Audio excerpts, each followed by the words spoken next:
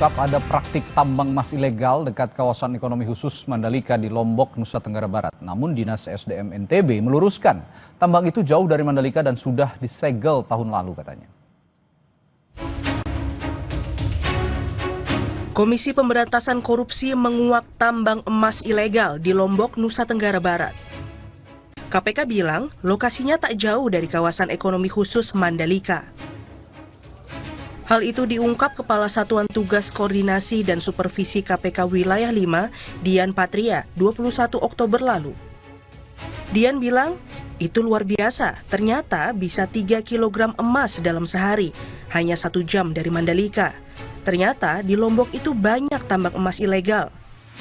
Beberapa hari setelahnya pada 25 Oktober, Kepala Dinas ESDM Provinsi NTB, Samsudin, meluruskan informasi yang diungkap KPK tersebut. Samsudin menjelaskan, tambang emas ilegal itu berada di wilayah Desa Lenong, Batu Montor, Sekotong, Lombok Barat. Tambang emas ilegal itu sempat dibakar warga karena mempekerjakan tenaga kerja asing tanpa izin. Yang dimasuk KPK kemarin kalau kita baca datanya, informasi yang berkembang di media itu kan itu lokasi yang dulu pernah dilakukan kegiatan penyegelan oleh KPK dan teman-teman Kementerian Kehutanan yang sudah ada tersangkanya gitu Mbak. Memang jaraknya kan sekitar 1,5 jam dari Mandalika. Cuma kan persepsi orang dekat Mandalika itu dianggapnya berdekatan langsung gitu. Menteri ESDM Bahlil Lahadalia memastikan seluruh aktivitas tambang ilegal akan diproses hukum. Ia menambahkan, Kementerian ESDM hanya menangani tambang berizin resmi. Katanya KPK nemuin produksi tambang di Mandalika itu 3 kg. ESDM itu mengelola tambang yang ada izinnya. Ya, kalau nggak ada izinnya, proses hukum aja. Proses hukum. Itu udah ada koordinasi belum, Pak? Saya belum dapat laporan, ya. Taunya gini ya, kita clear aja. ESDM mengawasi mengelola tambang itu yang ada izinnya. Kalau nggak ada izinnya, bisa aparat penegak hukum maupun gakum, ya. Proses hukum aja. Di sisi lain, Wahana Lingkungan Hidup Indonesia (WALHI) mendesak pemerintah menerapkan moratorium izin tambang di wilayah NTB. WALHI mencatat ada 335 izin usaha tambang di atas lahan seluas 212 hektar yang meliputi kawasan hutan, pertanian, dan pesisir. Mendorong moratorium izin tambang. Yang kedua adalah melakukan evaluasi terhadap seluruh izin tambang yang ada di NTB. Pun juga soal izin di konsesi-konsesi besar, itu seperti PT AMNT dan juga perusahaan-perusahaan lainnya. Itulah melakukan evaluasi. Yang ketiga adalah melakukan penegakan hukum terhadap banyaknya lahan-lahan produk pertanian kita yang harusnya dipertahankan menjadi kawasan pertanian pangan berkelanjutan. Itu ternyata dikeluarkan konsesi pertambangan. Jika benar ada praktik tambang emas ilegal di Lombok, Nusa Tenggara Barat, pemerintah perlu menindaknya secara tepat, tegas, dan tuntas. Sebab masalah tambang ilegal tak hanya merusak lingkungan dan mengancam kesehatan warga, tapi juga berisiko mencoreng citra pariwisata Nusa Tenggara Barat. Tim Liputan Kompas TV.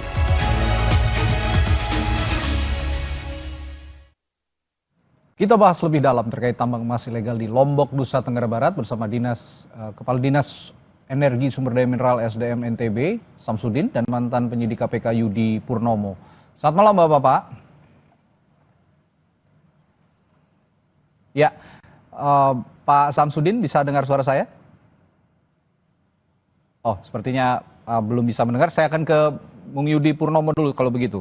Bung Yudi, dari pengalaman Anda, ya, Bung Yudi bisa dengar suara saya? Bung Yudi Purnomo? Kok kedengeran ya? Ya, Bung Yudi. Halo? Bung Yudi bisa dengar suara saya?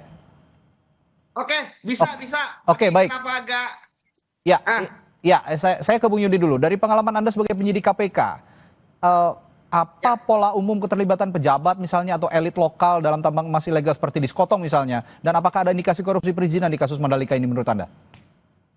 Ya, jadi gini Mas, ketika KPK kan saya membaca kan sudah ada proses penyelidikan ya di suatu tempat ya, dalam hal ini kan terkait dengan dugaan adanya tambang ilegal, maka di situ pasti KPK sudah mendapatkan laporan dari masyarakat ya, pengaduan, kemudian di bagian pengaduan masyarakat sudah bisa untuk dikonstruksikan ya bahwa KPK menduga ada dugaan tindak pidana korupsi. Jadi kasusnya KPK duga ada. Kemudian yang kedua, yang paling penting adalah karena ini KPK yang menangani, Mas, maka KPK meyakini ada penyelenggara negara ya yang diduga terlibat ya, entah dia nanti perkaranya ikut merugikan keuangan negara, terlibat dalam suap menyuap, ya gratifikasi, pemerasan, ya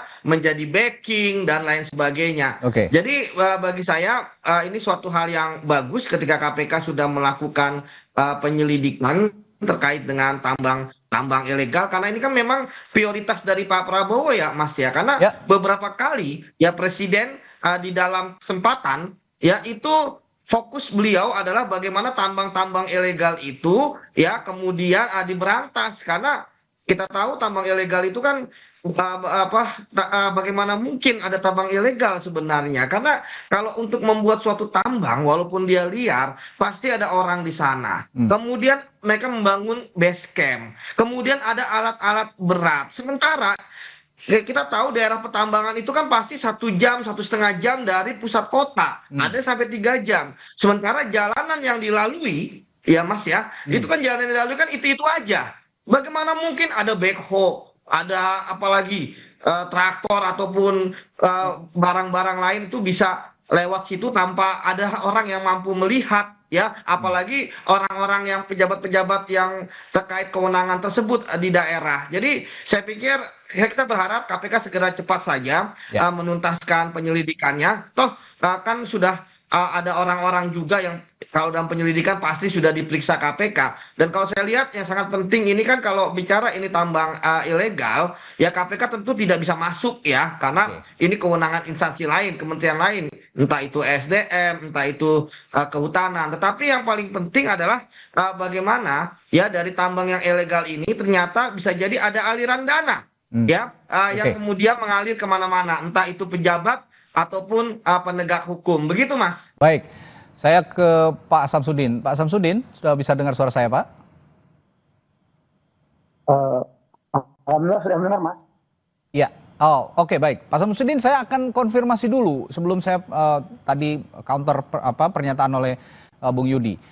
Saya konfirmasi, berarti benar tambang emas ilegal yang dimaksud KPK itu bukan di area Mandalika dan agak jauh dari Mandalika. Berapa jaraknya kira-kira, Pak Samsudin?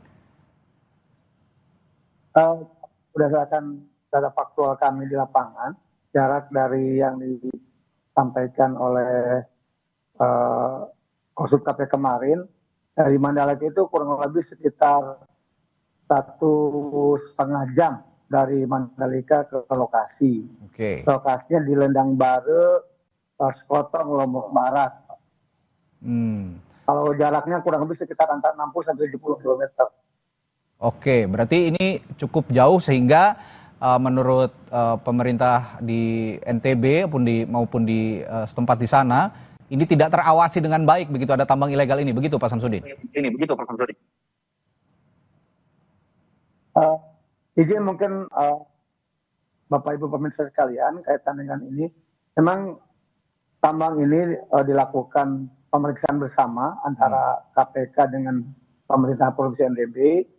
Dalam rangka penegakan hukumnya sudah dilakukan. Ini terjadi pada tahun 2024 yang lalu, pada bulan Oktober kalau tidak salah, di mana memang ditemukan ada tambang ilegal yang dianggap sebagai peti, tetapi itu memang dalam kegiatannya ada beberapa oknum dari masyarakat yang melakukan penambangan dengan melibatkan beberapa WNA.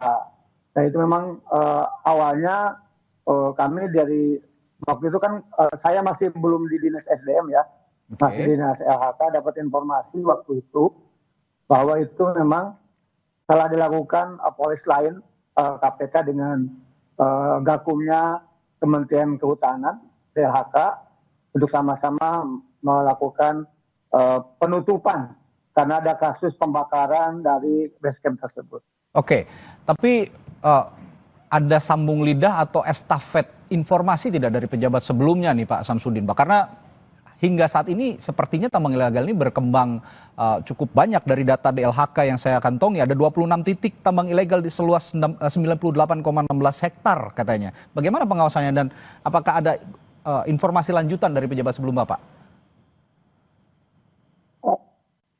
Ingat saya lokasi yang ada itu memang sudah dipoles lain oleh hukum dengan KPK dan sudah dibuat papan peringatan bahwa itu merupakan hal udah melanggar hukum dan akan merugikan negara. Dan itu dilakukan proses sidik dan kemudian informasi dari mungkin masih dikonfirmasi ke Dinas LHK Provinsi itu kalau tidak salah sudah ada yang di TSK-kan.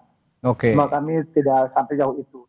Dan kemudian dari kami Dinas SDM melakukan koordinasi dengan semua pihak di provinsi maupun di kabupaten kota agar supaya itu tidak terjadi, maka kita lakukan pembinaan. Dan kami sudah beberapa kali ke lapangan, prospek kejadian tersebut. Ya kita berharap seperti apa yang diharapkan, ada kebijakan-kebijakan lain dari pemerintah pusat, bahwa mungkin beberapa lokasi di luar yang dilakukan Gakum oleh KPK, kemungkinan beberapa itu akan dilakukan proses perizinan dalam bentuk IPR. Itu yang akan dilakukan itu berdasarkan Perpres 55 tahun 2022 bahwa ada siap. Oke, Pak Samsudin, tapi Menteri SDM Bahlil Lahadalia juga sudah kalau Anda mengacu pada bagaimana juga kebijakan pemerintah pusat tadi di berita pengantar, Menteri SDM Bahlil Lahadalia sudah mengatakan jika memang ada yang ilegal pidana saja. Nah, bagaimana menindaklanjuti ini? Dengan itu kami sudah melakukan koordinasi intens dengan para pihak, termasuk dari pihak APH, aparat penegak hukum, kemudian Dinas LHK dan Gakumnya juga. Ini lagi berproses sekarang untuk ditindaklanjutin apa yang sudah dilakukan oleh teman-teman termasuk KPK dan yang lainnya. Kami dari SDM terus mengkonfirmasi di lapangan, mudah-mudahan tidak berkembang dan mudah-mudahan dijadikan bahan pelajaran bagi kita semuanya bahwa memang tambang ilegal harus kita sama-sama stop dan kita mulai bagaimana mengelola lingkungan dengan lebih baik lagi. Ya, ini kan kaitannya juga dengan masalah perizinan. Jika memang tidak terawasi, ada izin-izin yang terlewati, tentu saja ada dugaan. Tidak salah juga jika ada yang menduga begitu, termasuk KPK, ada pejabat-pejabat yang bermain dengan perizinan-perizinan tambang ilegal ini. Saya ke Bung Yudi. Tadi sempat disinggung soal keterlibatan juga warga negara asing untuk menjadi tenaga kerja tambang ilegal di sana yang sempat juga diprotes oleh warga. Nah, Anda melihat jika memang keterlibatan WNA dalam tambang ini menandakan, apakah ada menandakan sindikat lintas negara dan juga bagaimana KPK menangani aspek money laundering misalnya dari hasil tambang ilegal senilai 6,8 miliar per hari, Bung Yudi? Ya artinya kan 3 kilo ya, 3 kilogram emas gitu ya. Ini tentu jumlah yang menurut saya sangat fantastis. Banyak untuk untuk istilahnya tambang yang ilegal ya. Apalagi ternyata ini kan sindikatnya itu kan bukan hanya di Indonesia ya, tetapi juga ke luar negeri. Karena tadi saya katakan, menyambung tadi yang saya katakan bahwa ketika di onsite-nya saja ya, itu bagaimana ada base camp yang tidak terlihat dan pasti diketahui bahwa itu adalah tambang ilegal. Saya pikir kita nggak usah menutup mata lah gitu ya, bahwa base camp itu kan pasti kelihatan gitu kan secara kasat mata. Itu yang pertama. Kemudian yang kedua, perjalanan-perjalanan dari baik itu yang WNI maupun yang WNA yang bekerja di situ kan terlihat dengan jelas kan butuh makanan, butuh transportasi, butuh penginapan. Kemudian yang paling penting adalah bahan-bahannya juga, Mas. Kita tahu bahwa membutuhkan misalnya merkuri, sianida, itu kan bagaimana tambang ilegal bisa mendapatkan itu? Ini kan pertanyaan yang sangat menarik, itu yang pertama. Kemudian yang kedua, terkait dengan kemana nanti hasil ya dari tambang-tambang emas ini, ya emas-emas ini bagaimana cara kemudian untuk dibawanya keluar dari NTB. Ini kan tentu juga ada mafia-mafia yang bermain ya. Apakah kemudian nanti dijual ke luar negeri atau bagaimana? Ya tentu orang yang kemudian bermain dalam tambang ilegal ini sudah memikirkan. Tapi yang menarik bagi saya adalah bagaimana tambang ilegal itu bisa lama sekali bisa mereka bermain di situ ya. Kan bukan setahun, 2 tahun, 3 tahun gitu kan. Artinya bahwa saya pikir inilah memang momentum, apalagi perintahnya langsung dari Pak Presiden, ya KPK juga harus segera, tadi benar kata Mas ya, ini harus menelusuri ya, follow the money ya, terkait dengan kasus tambang-tambang. Karena gini Mas, kalau yang tambangnya adalah warga negara Indonesia, mungkin istilahnya mudah menelusuri. Tapi ini kan warga negara asing gitu kan, ya dari luar negeri datang khusus untuk menambang ilegal. Saya pikir visanya juga bukan visa kerja ya, pasti visanya tuh visa yang kunjungan. Kok bisa? Jadi saya pikir kalau kita ngomongin tambang, memang Mas itu bisa banyak pihak yang bermain gitu kan. Dan tadi kalau diungkapkan juga oleh Pak Samsudin, ada warga negara asing, ada perizinan yang tidak semestinya, dan ini sudah berlangsung sejak tahun lalu. Tapi alih-alih berkurang praktiknya, malah tambah banyak. Tadi saya ungkapkan setidaknya kalau menurut DLHK ada 26 titik tambang ilegal di sana. Nah biasanya modus seperti ini ada backing oknum tertentu, termasuk pejabat setempat di sana. Lalu bagaimana pemerintah menegakkan hukum yang harus tegas dan menindak orang-orang seperti ini? Saya akan tanyakan itu sesaat lagi di Sapa Indonesia Malam. Tetaplah bersama kami.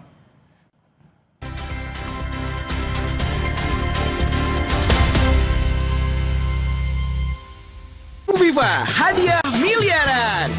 Cek tutup botolnya. Ada uang tunai, handphone, emas, sampai mobil. Cek tutup botol Aku Viva sekarang. Dari Wingsuit. Ini nih yang gue cari, Aku Viva. Ngelewatin teknologi yang ngejaga kemurniannya. Jernih banget, bikin sejuk di tiap teguk. Ini air mineralnya baik untuk tubuh. Aku Viva, murni, alami, dari Wingsuit.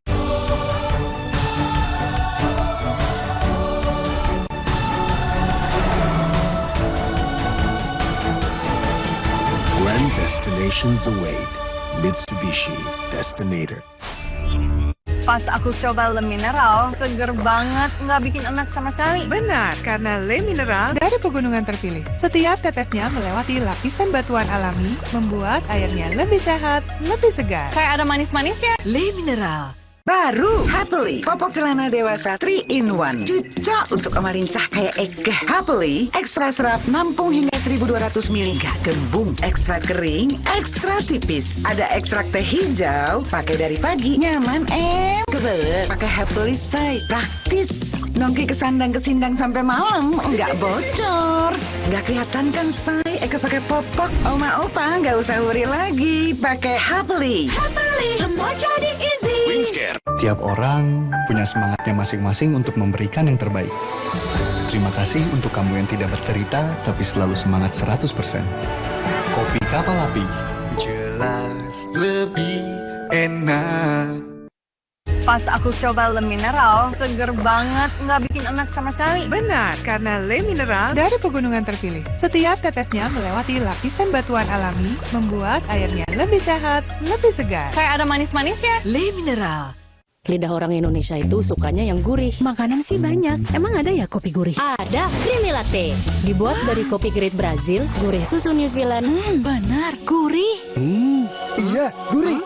Creamy Latte, kopi latte, gurih. Duh. Minum Oskadon SP. Nyeri otot punggung sis. Minum Oskadon SP. Aktif Oke Formula, tindakan nyeri tanpa ngantuk. Oskadon SP. Sakit pinggang, nyeri otot, nyeri sendi. Go, let's go. Pancen oye. Aku sering melihat galon cuci ulang disimpan di tempat yang kotor. Jujur takut, bersih nggak ya untuk anak dan keluargaku? Kami mengerti kekhawatiran ibu. Untuk itu, Le Mineral menggunakan galon yang selalu baru agar terjamin kebersihannya. Le Mineral. Tiap orang punya semangatnya masing-masing untuk memberikan yang terbaik. Terima kasih untuk kamu yang tidak bercerita, tapi selalu semangat 100%. Kopi Kapal Api. Jelas lebih enak. Cuma 10.000 sekarang dapat Nuvo Family kemasan 200 ml. Iya, ibu bisa lebih hemat 50%. Tuvo dengan perlindungan 2 steps ahead. Lebih cepat lawan kuman. Ibu hebat, pilih yang hemat. Yuk beli sekarang. Aku Viva melewati 7 tahap nano purifikasi. Menjaga dan memastikan setiap tetesnya mengandung mineral baik yang diperlukan tubuh. Sehingga begitu sejuk di tiap teguk. Aku Viva, murni, alami dari Wingswood. Situasi genting harus ekstra cepat. Aduh. Bodrek, cepat redakan sakit kepala. Sakit kepala berat, nyeri. Minum Bodrek Extra. Bodrek dengan Smart Formula. Kalahkan sakit kepala dan nyeri. Bodrek terus menangkan harimu. Lidah orang Indonesia itu sukanya yang gurih. Makanan sih banyak. Emang ada ya kopi gurih? Ada, Creamy Latte. Dibuat dari kopi grade Brazil, gurih susu New Zealand. Benar, gurih. Iya, gurih. Creamy Latte, kopi latte, gurih.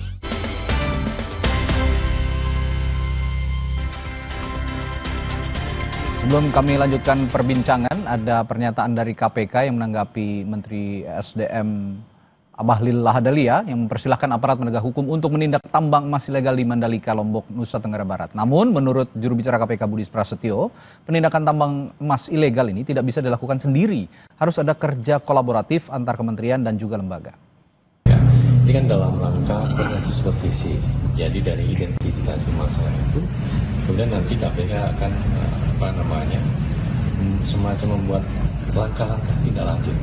Dan tentu langkah tindak lanjut ini juga tidak bisa dilakukan sendiri oleh KPK, ya, karena ini banyak stakeholder terkait lainnya, maka ini kemudian menjadi PR bersama untuk sama-sama kita garap, ya, termasuk bagaimana soal optimalisasi pajaknya di teman-teman Kementerian Keuangan itu juga menjadi stakeholder terkait. Ya, kata juru bicara KPK tadi, Bung Yudi, tidak bisa dikerjakan sendiri oleh KPK. Dan biasanya tambang ilegal seperti ini kan, belum lagi ada oknum-oknum yang membackingi mereka begitu untuk beroperasi. Nah, sejauh ini menurut Anda bagaimana pemerintah penegak dan juga penegak hukum harus tegas menindak? Ya, seperti tadi saya katakan bahwa ketika ada tambang ilegal, itu kan kejahatannya banyak di situ. Dia bisa jadi kan di lokasi hutan, ya kan, itu kewenangan dari Kementerian Kehutanan. Kemudian terkait dengan tidak berizin, kewenangannya SDM. Dan kemudian ketika ada aliran dana, ya, dari dari para penambang ilegal ini, tentu biasanya kan pasti ada bohirnya ya Mas ya. Itu dia. Ada bosnya ya kan.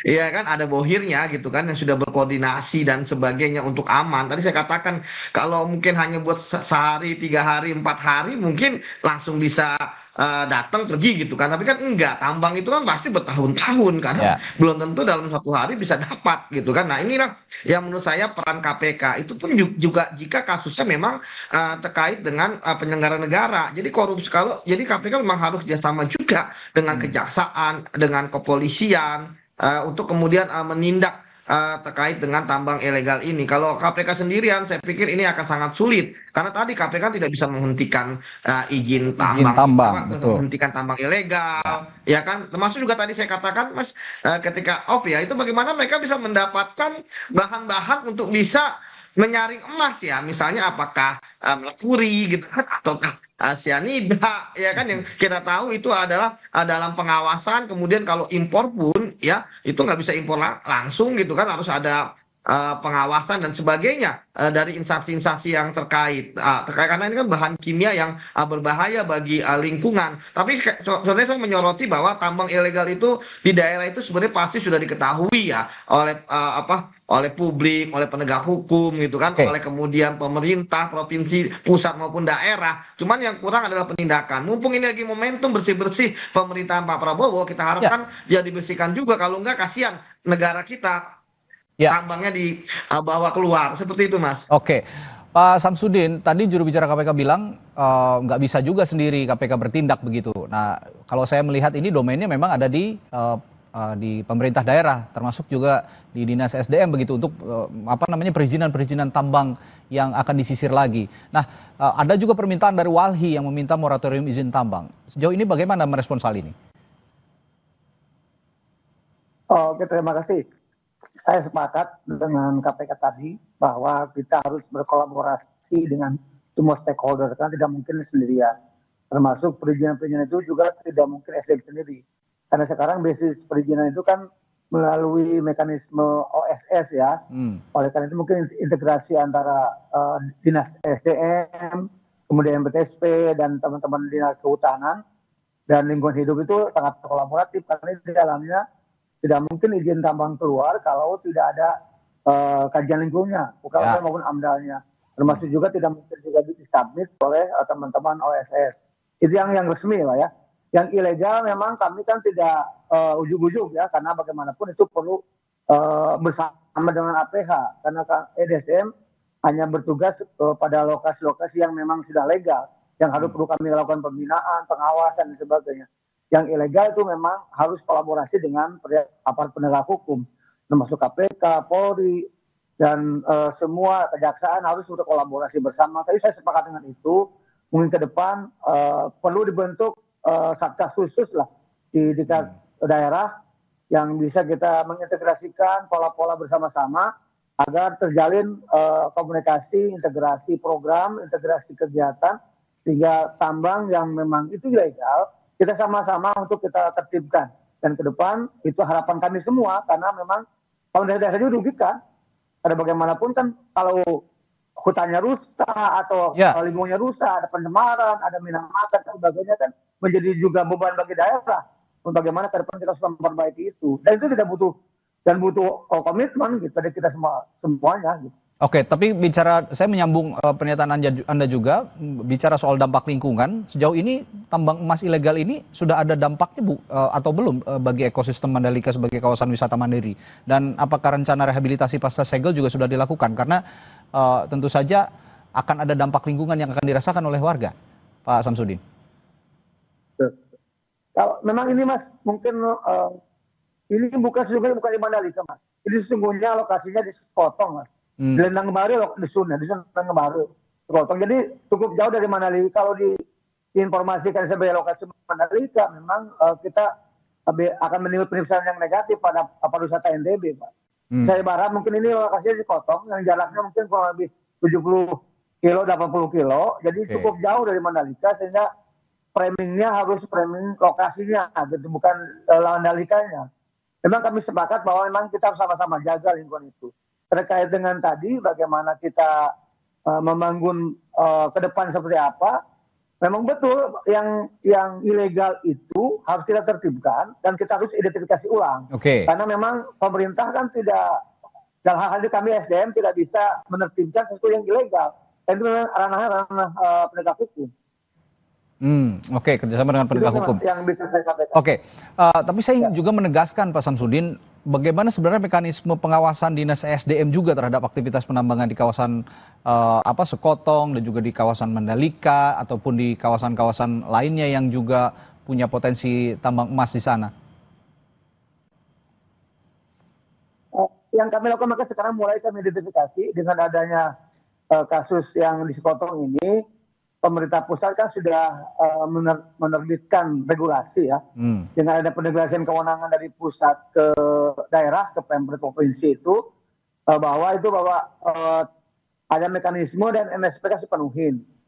Termasuk bagaimana kita ke depan dari kebijakannya Pak Presiden itu kepada pemerintah daerah akan dibentuk namanya IPR yang diutamakan kepada koperasi-koperasi. Itu yang mungkin kita sambut ke depannya, karena itu lebih melibatkan masyarakat lokal untuk sama-sama memanfaatkan sumber daya alamnya. Yang pastinya ke depan kita berharap dengan adanya pemberian IPR itu akan menjamin pengelolaan yang lebih baik. Karena bagaimanapun kita bisa mengawasin lebih konkret, melakukan pembinaan termasuk penguatan kapasitasnya kepada masyarakat. Saya terakhir terutama koperasi yang kita berikan. Baik.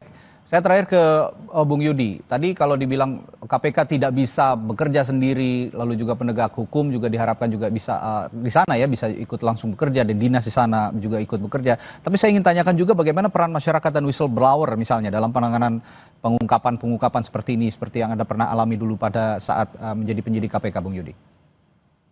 Ya Mas, whistleblower itu sangat penting ya dalam rangka untuk memberikan informasi dan data awal kepada KPK kemana arah ya penyelidikan yang KPK lakukan. Itu yang pertama. Kemudian yang kedua, Mas, ini kan sudah masuk ke proses penyelidikan. Artinya whistleblower dan lain sebagainya sudah KPK dapatkan informasi dan datanya. Nah, sekarang mengapa tadi saya katakan ya walaupun KPK menyampaikan instansi lain dan sebagainya, ingat loh bahwa selama bertahun-tahun ya orang-orang yang mengawasi sebagai garda terdepan terkait dengan tambang-tambang ilegal ini kan tidak berbuat apa-apa. Makanya saya pikir walaupun KPK berkata seperti itu, tapi setidaknya KPK harus segera saja menaikkan penyidikan dan menentukan tersangkanya supaya apa? Supaya ada sinyal juga kepada penegak hukum lainnya, kemudian juga pada kementerian, pemerintah pusat dan daerah bahwa KPK juga serius. Karena kalau tidak, kan sekarang mereka ini melihat KPK nih, ya. Kalau kemudian KPK juga tidak berbuat apa-apa, ya tentu yang di daerah kami aja selama ini tidak berbuat apa-apa gitu. Ngapain juga kami mengambil resiko? Karena tambang ilegal itu Mas nggak main-main, ya kan? Tadi saya katakan udah bertahun-tahun, sudah menahun, ya tentu kekuatan mereka entah siapapun yang membackingin gitu, itu pasti berat gitu. Yang bisa mengalahkan hanyalah KPK. Seperti itu, Mas. Baik, KPK yang ditunggu langkah signifikannya begitu ya. Kalau Pak Budi tadi mengatakan tetapkan saja tersangka supaya menjadi alarm juga bagi semua instansi yang juga menyoroti masalah ini. Terima kasih mantan penyidik KPK Yudi Purnomo dan juga Kepala Dinas ESDM Nusa Tenggara Barat Samsudin telah berbagi informasi dan perspektifnya di Sapa Indonesia Malam. Sampai jumpa lagi. Selamat malam.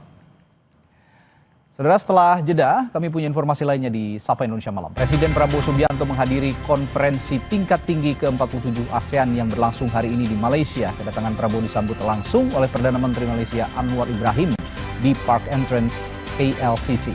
Sesaat lagi.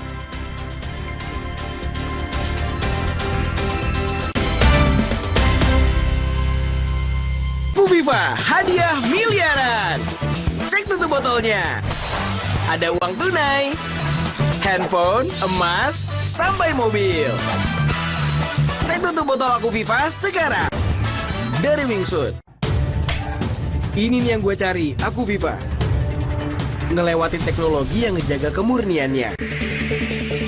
Jernih banget, bikin sejuk di tiap teguk. Ini air mineralnya baik untuk tubuh. Aku Viva, murni, alami dari Wingsuit. Floridina, nomor 1 freshnya, nomor 1 funnya. Bulir jeruknya asli, lebih banyak. Coco Beach-nya, cuy.